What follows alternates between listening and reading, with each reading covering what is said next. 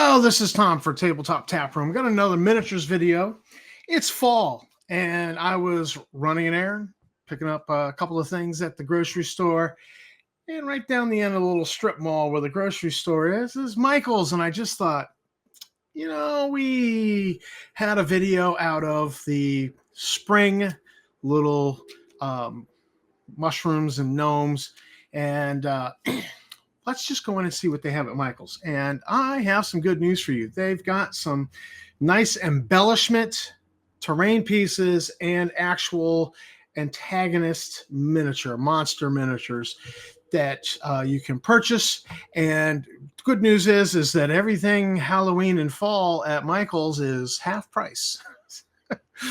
So you're not paying the market up to the market down price. You're paying the marked down price, which is probably a little bit closer to what its real value is. So without further ado, I just want to say thanks for watching the video. Thanks to my subscribers. You guys are great. And don't forget that like, subscribe, and bell icon.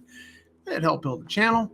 And let's take a look at the unboxing video that I filmed, and then I will show you some close-up photographs of these items. So here we go with the actual products I bought. Now, in the fall section, there were these pumpkins. I'm going to pull some out of the package and show you their scale. Next to some, these are actually Reaper miniatures, which are scaled at 28 to 32, roughly. They're tall, and plus they got the holding pitchforks and torches, hot pie. So you can see the scale. Now, this was the real surprise, these hay bales. These are actually really in scale. I mean, those pumpkins are oversized, okay, but pumpkins get that big in scale in the real world. So they're not too bad, but these hay bales, these rolled hay bales are absolutely like perfect size. They're absolutely right in scale for the miniatures. And I just thought, well, twist my arm, I got to buy those.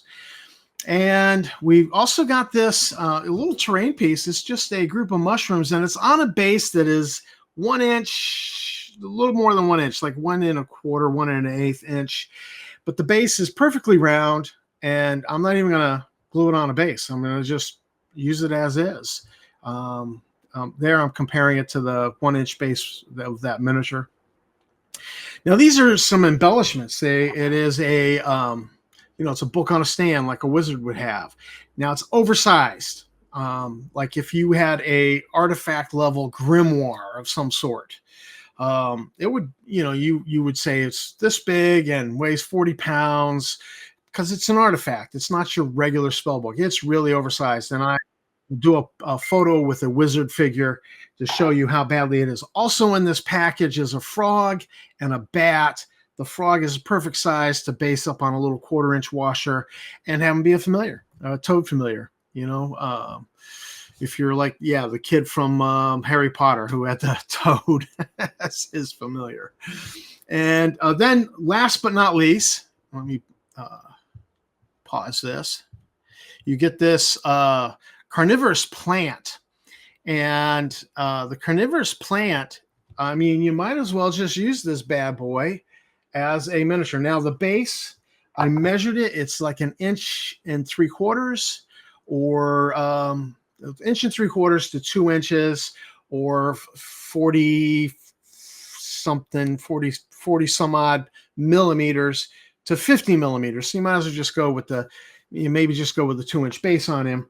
But, you can always use a carnivorous plant because it's the type of thing you only have to engage it if you go near it. The players can avoid it, but that has other consequences. So fantastic little miniature adding to my collection. They only had one left at the Michael's I went to. I might have to go across town to another Michael's, see if they've got another one there, because you never know, and you might want to have 2 carnivorous plants, just complicating the situation for the player characters. So here's my little rioting townsfolk with torches and pitchforks. Like the female's got a rolling pin. Painted these up years ago. The nice Reaper miniatures for scale. I also have just recently found that is a little like plastic glass bead kind of pumpkin. I found it in the street. It's even smaller than the squat pumpkin that came from that thing. So I'm going to use it to altogether. It's 5 pumpkins. I'm actually thinking about one. You could use these as embellishments on a base that you're doing, a terrain piece maybe. I'm going to be making up a pumpkin patch, and I'm going to steal a page from Wargaming where you have a movement base, and you like a war band movement base would have be like a random size base, but you'd have all your war band miniatures would be on a round 1-inch base, and then they'd have little round slots where they go into that base. You move the whole base, but as men die out of the war band, you pull them off the base. I'm going to do that where I have 5 round holes, and these will all be mounted on a 7/8 inch fender washer. So I only got to do a 1-inch round hole with my 1-inch hole cutter. And, I'll just make a pumpkin patch, and then these will go in 5 spots in that pumpkin patch. That gives me the option to, pull a pumpkin out and then put something else there, like a trap, or, that suddenly it's an animated, scarecrow with a pumpkin head, or a demon is materialized, or the great pumpkin, or whatever. Gives me those options. I'm, thinking ahead, and I don't know what it'll be, but I kind of know that's what I want. So I will be making a pumpkin patch terrain piece and having 5. And it feels like, it's just because I found the glass bead in the street, and it's slightly smaller than these. It's a nice 5. Feels like a nice random number for that pumpkin patch. Now, with this terrain piece, I mean, this is absolutely fabulous. It's taller than the miniatures by a little bit. So, we're talking like about 35 millimeter, height and scale.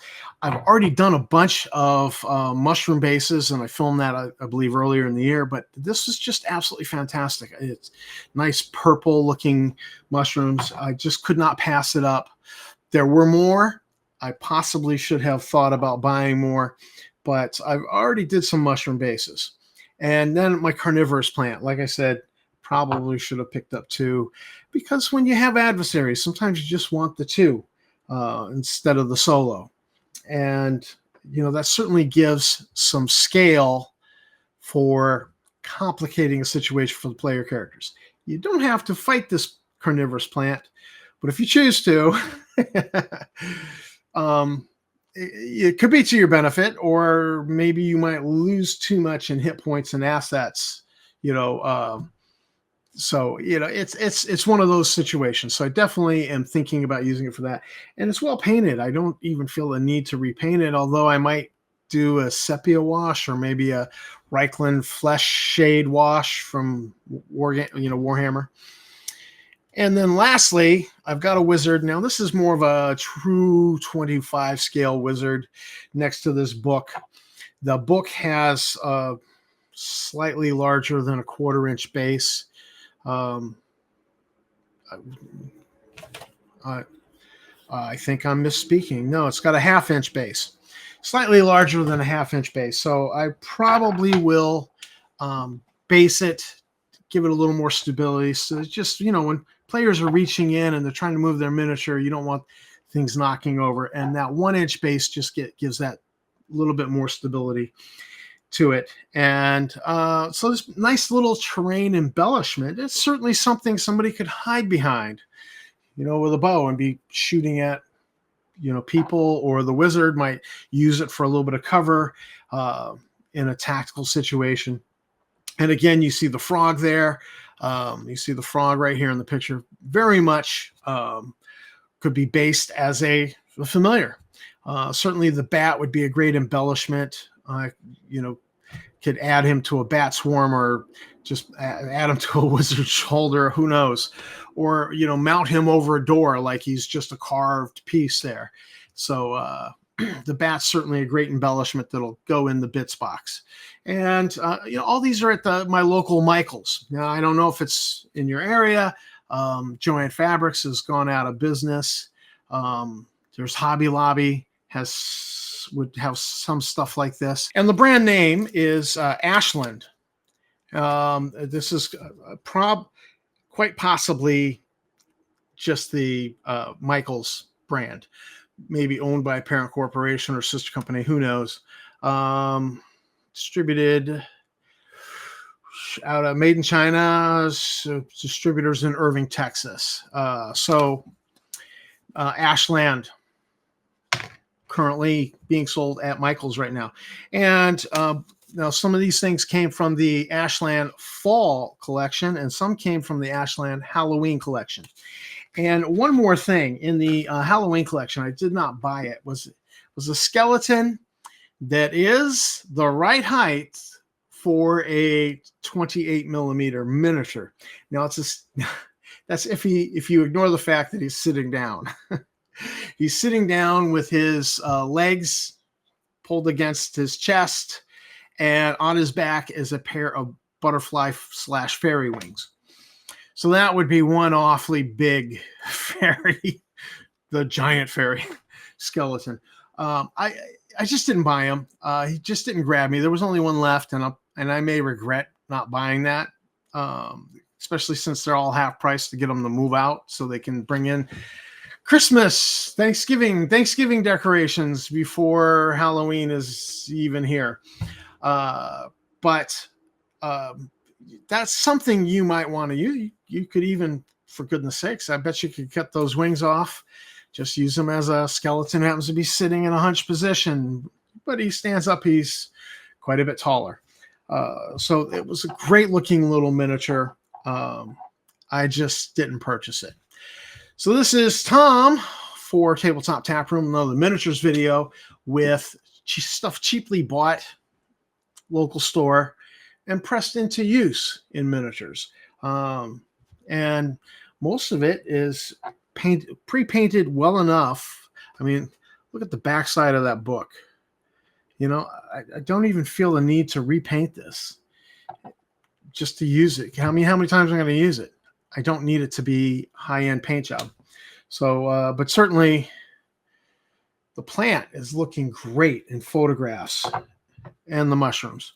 So great purchases at Michaels right now. Potentially there could be stuff at Hobby Lobby and other similar craft stores for you. And they're marking them down to half price to move them out before Halloween. Twist my arm on some half price product. So this is Tom at Tabletop Taproom. Thanks for watching the video. Don't forget to like, subscribe, and hit that bell icon, and keep on gaming. And let me know what you do for Halloween games.